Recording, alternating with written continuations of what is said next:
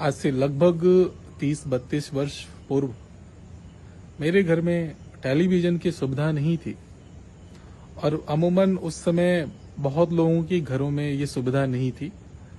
मेरे घर के बगल में एक मुस्लिम परिवार रहता था और अभी भी रहता है। उनके बच्चे रहते हैं, पैसे से वकील। उनके घरों में मैंने देखा कि जब भी रामायण और महाभारत धारावाहिक का समय होता तो वो टीवी को ऑन करके छोड़ देते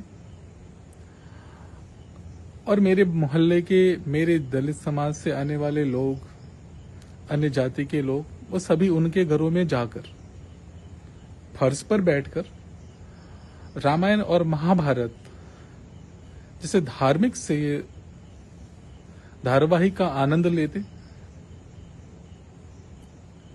उस वक्त उस मुस्लिम समाज के जो वकील पैसे से थे, उनके मन में भी शायद ऐसा दुर्भावना नहीं रहती होगी और जो उनके घरों में जाकर सनातन धर्म के, हमारे जाति से संबंधित लोग उनके घर में बैठकर वो धारावाहिक देखते, उनके मनों में भी इस तरह की कोई दुर्भावना नहीं थी।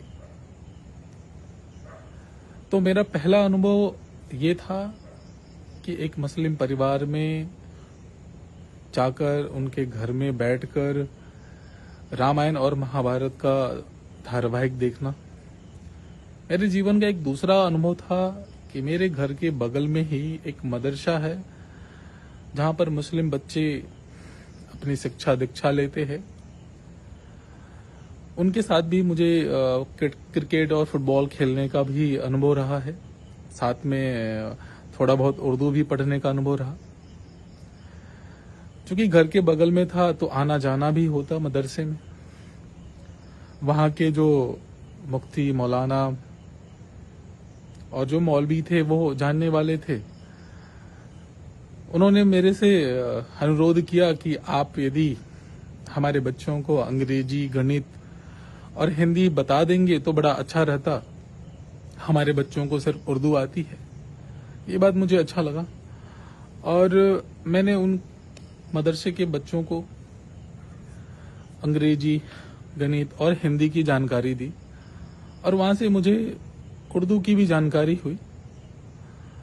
और मैंने आज तक याद कर रखा है, वो जो 30-32 वर्ष पहले जो मैंने याद करा था वो आज भी मुझे याद है। और शायद बहुत लोगों को ताज्जुब भी हो कि ऐसे कैसे हो सकता है, लेकिन यह सच है। वो मुझे याद है कि अली, बे, ते, से, जिम, है, खे, दाल, झाल, रे, जे, सिन, स्विन, स्वाद, त्वाद, तो, जो, फे, काफ, गाफ, लीम, नू, है, नलिफ, हमजा, इये, बड़िए। और लास्ट में उन बच्चों के द्वारा बोला जाता था वालेकुम सलाम। तो ये मुझे याद हो गया था। इसी तरह से ये जो अनुभव था ना, एक अच्छा अनुभव था। और एक तीसरा अनुभव था, उस वक्त एक मुस्लिम परिवार का बच्चा हमारे संपर्क में था और इतना अच्छा वो गाना गाता और वो भक्ति गाना गाता, माता जी की आराधना करता और बहुत अच्छा अनुभव था उस बच्चे के द्वारा। लेकिन जैसे जैसे वो बच्चा बड़ा हुआ, जैसे जैसे मैं बड़ा हुआ, जैसे जैसे इस समय बीता ना, 30-32 वर्ष का जो समय, उस अनुभव में मैंने ये देखा कि मदरसे में जाना बंद हो गया। मदरसे के जो मौलवी, मौलाना और मुफ्ती थे उन्होंने बुलाना छोड़ दिया, मैंने जाना छोड़ दिया। और उस जब पहली बार जिनके घर में बैठ के मैंने रामायण और महाभारत देखी, उनके घर भी जाना नहीं होना, ना वो मुझे बुलाते हैं ना हम वहां जाते हैं। मतलब एक अलग ही तरह की माहौल का हम सामना कर रहे हैं। और आज भी लगता है कि ये कैसे हुआ। इस तरह का जो माहौल हमारे देश और समाज में हुआ है, इसके लिए कौन जिम्मेदार है? मैं हूं, या वो मदरसे के बच्चे हैं, या उनके मौलवी, मौलाना हैं, या समाज का कोई ऐसा वर्ग है जो समाज को एक होता देखना नहीं चाहता, देश को वो बांटना चाहता है और बांटकर ही वो राजनीति करना चाहता है। कहीं न कहीं उसे लाभ मिल रहा है, देश बटा रहे, समाज बटा रहे, लोग बटे रहें, हम उसका लाभ लेते रहें और राजनीति में सत्ता हासिल करते रहें। ये चीजें गलत हो रही हैं। मैं 140 करोड़ जनता से आग्रह करता हूं, अपील करता हूं कि ऐसे जातिगत और धार्मिक राजनीति करने वाले लोगों से सावधान रहें, सजग रहें।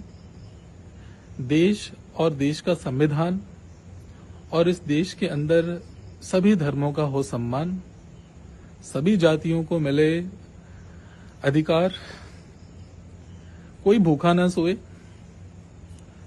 कोई बीमारी हो गई है उसे चिकित्सा के अभाव में उसकी जान न जाए, कोई बच्चा शिक्षा के अभाव में पढ़ ना पाए, ये सारी व्यवस्थाएं हो जाए हमारे देश में, तो मुझे लगता है इस देश के अंदर सभी लोग खुशहाल रहेंगे, देश हमारा एक रहेगा, समाज हमारा एक रहेगा और देश हमारा अतिशीघ्र विकसित भारत की श्रेणी में शामिल हो जाएगा। आशा और उम्मीद करता हूं कि आप सभी स्वस्थ रहें, सुखी रहें, देश और समाज की सेवा करते रहें।